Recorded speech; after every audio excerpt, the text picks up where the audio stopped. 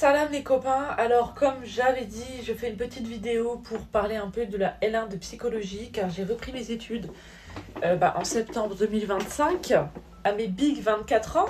Donc voilà, vous m'avez posé quelques questions en privé, quelques questions en commentaire et j'en ai rajouté de ma propre tête parce que je pense que ça peut être intéressant à savoir. J'ai trouvé. Donc, première question qu'on m'a posée, qu'est-ce que j'ai fait de mes 18 à mes 24 ans, du coup, vu que j'étais pas en études supérieures? Bah écoutez, je voulais vivre la fast life. De base, je voulais mettre plein d'argent de côté, faire le tour du monde avec cet argent de côté, et puis advienne que pourra. Je pensais devenir une star de YouTube à l'époque.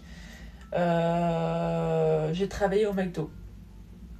J'ai travaillé à mon compte, j'ai travaillé dans des hôpitaux, avec le BAFA, là, que je n'ai pas eu d'ailleurs. Voilà.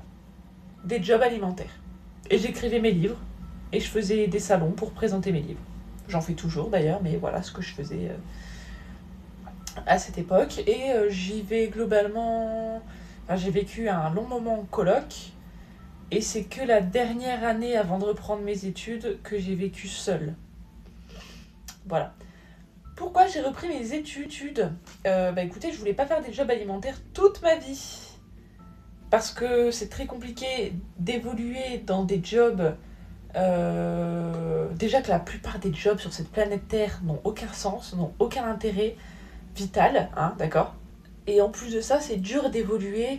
Parce qu'il y en a, ils mettent des programmes en mode de, oui, vous arrivez, puis on vous forme pendant 8 mois, puis après vous passez manager, machin. Au final, tu passes jamais manager.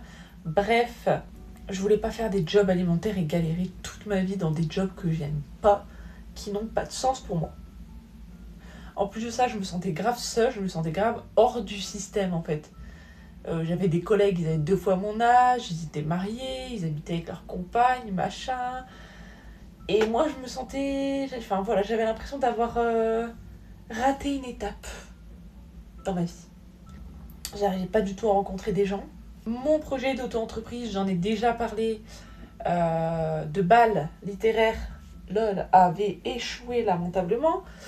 Et surtout, j'ai toujours eu une très grande soif d'apprendre. Donc j'ai continué à apprendre pendant tout ce temps en lisant des livres, en faisant des recherches sur internet. Je faisais des fichiers Word avec ce que j'apprenais. J'apprenais l'histoire par période, j'apprenais les compositions cosmétiques, à quoi ça correspondait, tous les petits trucs chimiques qu'il y avait derrière nos bouteilles de parfum et tout. Je voulais tout savoir un peu. J'ai toujours eu soif d'apprendre, donc reprendre les cours, pourquoi pas finalement. Est-ce que c'est difficile de reprendre à 24 ans? Alors on se retrouve avec des gens qui sortent du lycée, qui parlent et qui rigolent à gorge déployée en pleine amphi pendant que le prof parle. Quand toi t'essayes de te concentrer. En fait, il y en a, ils s'en foutent. Il y en a, c'est une année passerelle, il y en a, c'est une année poubelle, comme on dit. En gros, ils n'ont pas eu ce qu'ils voulaient, donc ils se sont foutus là. Et puis, ils vont faire une réorientation. Ou alors, il y en a... Enfin, je sais pas, il y en a qui s'en foutent juste. Comme moi, je pouvais m'en foutre après le lycée, quand j'ai fait 3 mois de fac, et puis qu'après, j'ai arrêté pour faire mes jobs alimentaires. Je m'en foutais, j'en avais rien à foutre. Mais vraiment. Et du coup, eux, ils sont peut-être dans le même cas, hein, finalement. Mais sinon, je trouve pas que ce soit compliqué. Je trouve même que c'est mieux de faire un break d'études. Parce qu'on est noyé sous les études depuis notre plus jeune âge. Et je trouve que le cerveau arrive à saturation. Et déjà, j'aurais pas pris psycho directement après le lycée. Mais je pense que si j'avais pris psycho, peut-être qu'en fait, je sais pas, j'ai l'impression que mon cerveau était pas assez mature pour comprendre le système d'apprentissage, je pense que mon cerveau était trop... Enfin, pour moi, il faudrait au moins une année de césure pour tous les élèves, tous les lycéens, pour qu'ils prennent le temps de grandir un peu, de découvrir un peu c'est quoi la vie, et de découvrir ce qui est vraiment important pour eux au niveau de la société, en fait.